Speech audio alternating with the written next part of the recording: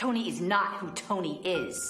दोस्तों हमारी आज की कहानी बहुत ही ज्यादा गर्म और हॉट है, जिसे देख के आपका भी टुनटुना जग उठेगा। सो मूवी को ध्यान से और संभल के देखना। लेकिन दोस्तों मैं आपको बता दूं, ये मूवी की स्टोरी थोड़ी वियर्ड है, जो हमारे देश के कल्चर के हिसाब से बिल्कुल भी सुटेबल नहीं है। दोस्तों हमारी आज की कहानी एक लड़के के बारे में जो होमोसेक्सुअल होता है, लेकिन उसकी मदर उसे सेक्स करना सिखाती है। सो अब इंट्रो काफी हुआ, चलिए आते हैं वीडियो पर दोस्तों वीडियो पे आने से पहले आपसे एक रिक्वेस्ट है कि आप लोग अपने वीडियो देखने का रिस्पॉन्स जरूर दें, वीडियो को लाइक या डिसलाइक करके, या फिर अपने ओपिनियन कमेंट में देके। हमारी मूवी का नाम है सेवेज ग्रेस, जो साल 2007 में रिलीज हुई थी। मूवी के स्टार्ट में हम बारबरा नाम की काफी ब्यूटीफुल लेडी को देखते हैं, साथ ही उसके हस्बैंड ग्रूक को देखते हैं। इन दोनों का एक बेटा भी है जिसका नाम टोनी है, लेकिन ग्रूक अपने बेटे टोनी को ज्यादा प्यार नहीं करता। वहीं उसकी माँ बारबरा टोनी को काफी प्यार करती है। अब ये दोनों लोग एक पार्टी में जाने के लिए रेडी होती हैं, लेकिन अपने बेटे के देखभाल के लिए वो मेड को घर पर ही रोक के जाते हैं। अब पार्टी में आने के बाद यहाँ के सारे आदमी बारबरा को ही देखते हैं, क्योंकि बारबरा सचमुच काफी हॉट एंड सेक्सी लग रही थी। फिर फाइनली बारबरा एक टेबल पे बैठ जाती है और अपने दोस्तों के साथ डिनर करती है, जहाँ बारबरा अपनी एक फ्रेंड सुमन से पूछती है क्या वो $10 मिलियन के लिए किसी इंसान का मीट खा सकती है, पर सुमन मना कर देती है। फिर बाद में बारबरा अपने हस्बैंड ग्रूक से पूछती है क्या वो $10 मिलियन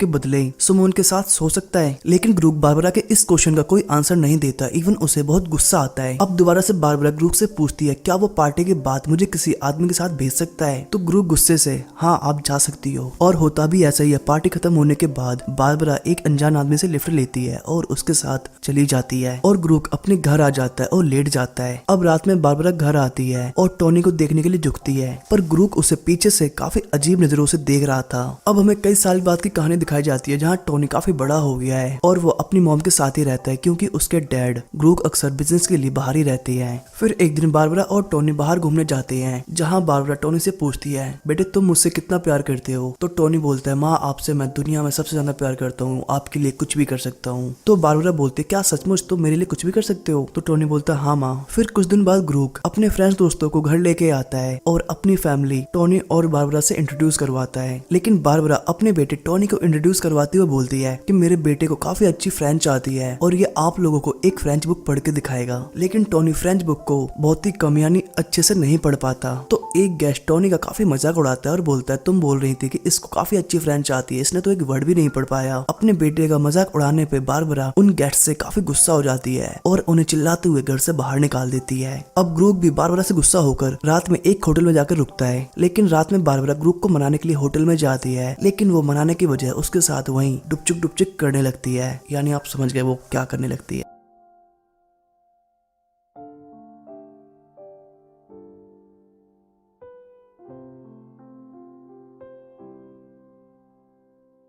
फिर अगली सुबह ये दोनों लोग घर आते हैं तो देखते हैं कि टोनी के बिस्तर में कोई और लड़का सो रहा है और टोनी बाथरूम में नहा रहा है। लेकिन ये देख ग्रूक को काफी गुस्सा आता है, और यहाँ हमें पता चलता है कि हमारे टोनी भाई थोड़े से बीच के आदमी हैं, थोड़े क्या मतलब पूरे बीच के हैं। फिर हम कुछ सालों बाद का सीन देखते हैं, जहाँ टोनी अब बड़ा हो चुका है, मैच्योर हो चुका है, जो अपने दोस्त जैस के साथ एक बीच पे सुट्टा बार यानी एंजॉय कर रहा है और लड़कियों को ताड़ रहा है। फिर अगले दिन टोनी को उसे बीच पे ब्लैंका नाम की एक हॉट बंदी दिखाई देती है, और ये दोनों लोग बात करते हैं, और बात करते हुए वो टोनी के साथ काफी क्लोज हो जाती है। फिर अगले दिन वो ब्लैंका के बारे में अपने पेरेंट्स को बताता है, तो बारबरा सोचती है कि फाइनली मेरा बेटा माचो मैन बन गया और वो भी अब पिचकारियों की धार मारेगा, और इसलिए बारबरा टोनी के इस कारनामे से काफी खुश होती है। वाह बेटा वाह, मौज कर दी। अब नेक्स्ट डे टोनी के पेरेंट्स ब्लैंका से मिलते हैं और उसे लेके पार्टी करने के लिए एक बार में जाती है, लेकिन पार्टी में ग्रुप ब्लैंका पर डोरे डालता है, यानी अपनी बेटी की गर्लफ्रेंड पर डोरे डालता है। जी हाँ। फिर रात को ये चारों लोग एक होटल में रुकते हैं, जहाँ टोनी और ब्लैंका एक ही रूम में सोते हैं, और रात को पहली बार टोनी बाइक किसी लड़की के साथ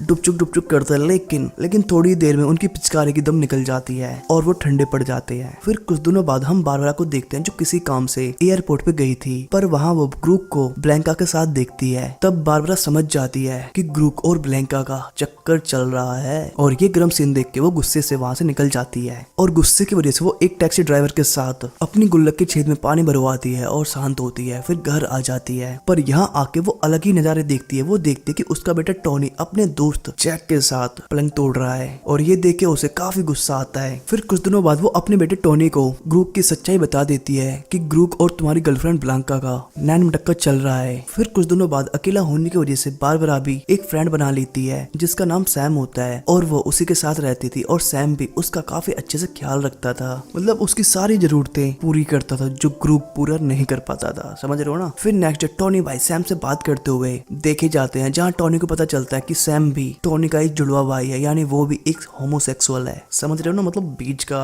थोड़ा सा यहाँ हो सकता है लेकिन बीच का कंफर्म है। फिर नेक्स्ट डे जब वो नहा के आता है तो वो बेड पे सैम और अपनी मॉम को देखता है तो वो भी इस मोमेंट को एंजॉय करने के लिए उनके साथ में लेट जाता है। पर नेक्स्ट डे बारबरा सैम को अपने बेटे के साथ ऐसा करने के लिए काफी डांटती है कि तुझे मेरे बेटे के साथ ऐसा नहीं करना चाहिए। अब कहीं ना कहीं टोनी अपने डैड ग्रूक को एक और मौका देना चाहता था तो इसलिए वो एक लेटर लेके ग्रूक के घर जाता है और वो उस लेटर को बाहर मिट्टी में छिपाने लगता है, लेकिन ब्लैंका उसे ऐसा करते हुए देख लेती है और वो बाहर आती है। पर टोनी लेटर को वहीं मिट्टी में गाड़ के भाग जाता है और इस लेटर में लिखा था कि डैड हमें आपकी बहुत जरूरत है, प्लीज आप वापस आ जाओ। और इधर घर पे बारबरा एक पेंटिंग बना रही थी और पेंटिंग बनाते हुए वो रोने लगती है कि तभी उसके पास सैम आता है और उसे संभालते हुए ये दोनों लोग पलंग तोड़ क्रिया आरंभ कर देते हैं। इधर टोनी भाई जब घर आते हैं तो वो देखते हैं सैम और उसकी मदर लगे पड़े हैं तो वो भी उनको ज्वाइन करता है और फिर ये तीनों लोग थ्रीसम खेलते हैं। फिर कुछ दिनों बाद सैम भाई को टोनी और बारबरा को छोड़ के दूसरे शहर जाना पड़ता है और भाई इन्हें बाय बोल के चले भी जाते हैं। पर काफी दिन बीतने के बाद बारबरा अकेले होने की वजह से डिप्रेशन महसूस करती है, इवन वो कई बार तो सुसाइड करने की कोशिश भी करती है, लेकिन टोनी उसे बचाने के लिए जल्दी से हॉस्पिटल ले जाता है। फिर नेक्स्ट डे ग्रूक और बारबरा की एक फ्रेंड टोनी से मिलने आती है।